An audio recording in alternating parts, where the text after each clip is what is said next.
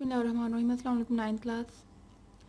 तो स्टूडेंट्स, आज हम ये जो चैप्टर नंबर 4 के रिमेनिंग 2 टॉपिक्स रह गए हैं ये आज करेंगे, आज के लेक्चर में कवर, और रिमेनिंग शॉर्ट क्वेश्चन आंसर करेंगे। उनमें से 2 शॉर्ट क्वेश्चन आंसर करेंगे। यहाँ पे 2 टॉपिक्स हैं आपके पेज नंबर 70 पे, कोऑर्डिनेट कोवेलेंट कंपाउंड्स और उसकी प्रॉपर्टीज़ लिखी हैं, एंड देन मेटल्स और मेटल्स की प्रॉपर्टीज़ है यहाँ पे।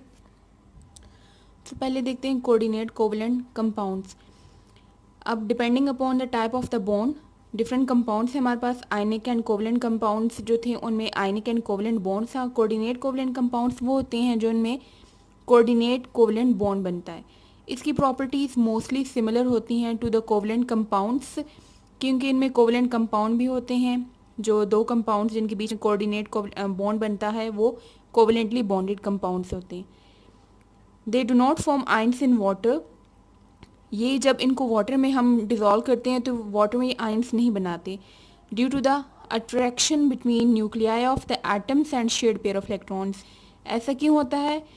क्योंकि 2 एटम्स, जो 2 कंपाउंड्स, जो कोवेलेंट कंपाउंड्स आपस में कोऑर्डिनेट कोवेलेंट बॉन्ड बना रहे हैं, जैसे कि हमने एग्जांपल पढ़ी थी NH3 और H+ की।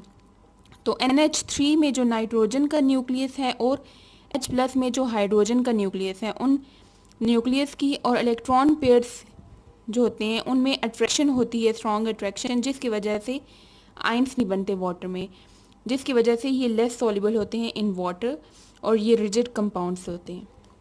नेक्स्ट आते हैं मेटल्स। मेटल्स की प्रॉपर्टीज़ हैं कि अपीयरेंस इनकी कैसी होती है, मेटालिक लस्टर आता है, शाइनी अपीयरेंस होता है इनका, मेल्टिंग एंड बॉइलिंग पॉइंट इनका हाई होता है। मेटल्स में जो मेटालिक बॉन्ड होता है वो स्ट्रॉन्ग बॉन्ड होता है, जिसकी वजह से इनका मेल्टिंग और बॉइलिंग पॉइंट हाई होता है। इनमें प्रॉपर्टी होती है मैलिएबल और डक्टाइल होते हैं। ये मैलिबिलिटी कहते हैं प्रॉपर्टी जिसमें ऐसा प्रोसेस जिसमें इसको मेटल्स को हम रोल कर सकते हैं शीट्स की फॉर्म में, तो उस वजह से इसको मैलिएबल कहा गया है। इसके अलावा हम मेटल्स को ड्रॉ करते हैं इनटू वाइट्स, मींस वाइट्स की फॉर्म में भी इसको शेप दे सकते हैं in the form of white, तो इसलिए इनको मैलिएबल एंड डक्टाइल कहा गया। आयनाइजेशन एनर्जी मेटल्स की लो होती है। मेटल्स में हमने पढ़ा था कि जो न्यूक्लियस और आउटर मोस्ट वैलेंस शेल के जो इलेक्ट्रॉन्स हैं उनमें अट्रैक्शन वीक होती है, क्योंकि वो लार्ज साइज के होते हैं। इस वजह से उनमें से इलेक्ट्रॉन रिमूव करना इजी होता है और लेस अमाउंट ऑफ एनर्जी चाहिए होती है, इसलिए आयनाइजेशन एनर्जी इनकी लो है। आयनाइजेशन एनर्जी कहते हैं अमाउंट ऑफ एनर्जी जो कि चाहिए होती है वैलेंस इलेक्ट्रॉन को रिमूव करने के लिए। तो इनकी लो आयनाइजेशन एनर्जी है due to large size and they form positive ions. कब बनते हैं पॉजिटिव आयन? जब ये अपना इलेक्ट्रॉन लूज करते हैं।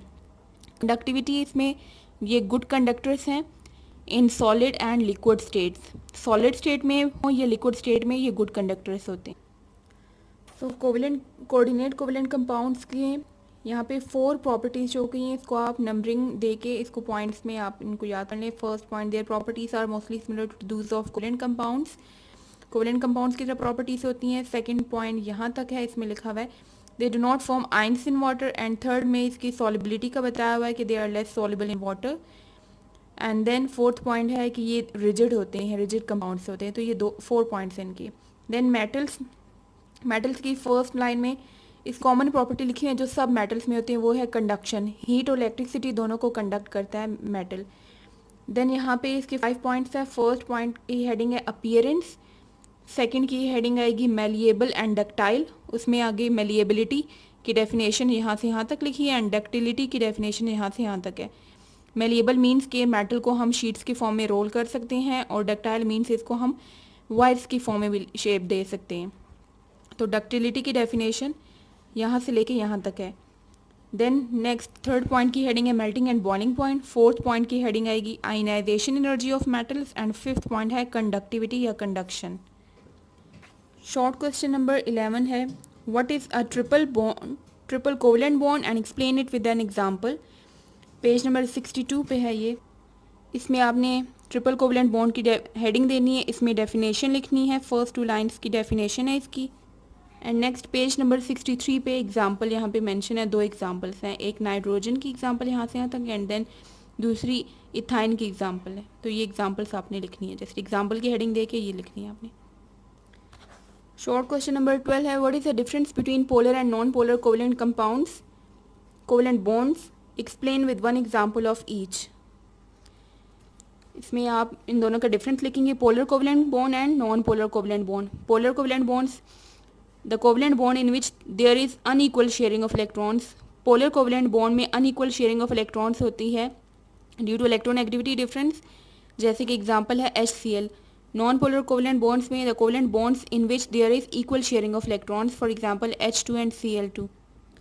2 मार्क्स के क्वेश्चन के लिए 2 पॉइंट्स बहुत हैं। इसके अलावा भी आप इसमें पॉइंट्स ऐड कर सकते हैं, जैसे कि पोलर कोवेलेंट बॉन्ड्स होते हैं it forms in hetero atoms. Non polar जो होते हैं जो सेम टाइप ऑफ एटम्स में बनते हैं, इस तरह के बॉन्ड होमो एटम्स होते हैं। So it this kind of bond is form in homo atoms. और यहाँ पे एक और पॉइंट भी आप ऐड कर सकते हैं इलेक्ट्रोनेगेटिविटी डिफरेंस का, कि in polar covalent bonds there is electronegativity difference between the 2 bonded atoms. और इसमें आप ऐड कर सकते हैं कि there is the electronegativity value of both bonded atoms are same. Otherwise 2 points भी बहुत हैं शॉर्ट क्वेश्चन के लिए। आज की आपकी diary, learn the topic on page 70, write and learn the exercise short question 11 to 12 on notebook. See you next time, अल्लाह हाफिज़।